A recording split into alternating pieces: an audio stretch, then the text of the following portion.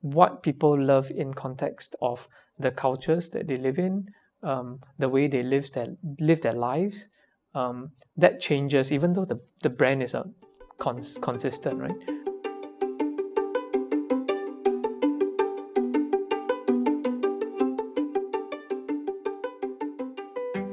So maybe you could help to maybe define what this delightful factor is in product design, maybe, and how would you define what I think it's very contextual, right?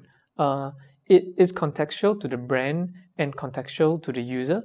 Sometimes the reason why people love a brand is because of the heritage of the brand, the stories that the brands carry, and to throw that away in pursuit of like being the most innovative out there will alienate the kind of the core users from the brand.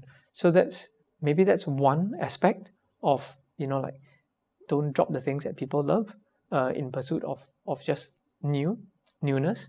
The other element is, I guess, contextual to users' scenarios or localities or culture, and that changes, right? So if you're designing for a brand that's global, what people love in context of the cultures that they live in, the way they live their lives, that changes even though the brand is consistent, right?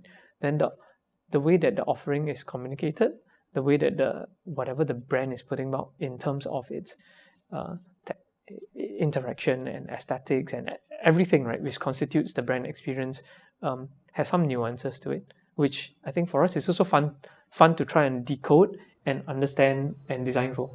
Yeah. Would you say that these things that if you identify in the context of the project, right, would you say these can be used as starting points for developing or creating a new idea or product? Yeah, they can be starting points, but I think more often than not, we use them as reference points, kind of like benchmarking.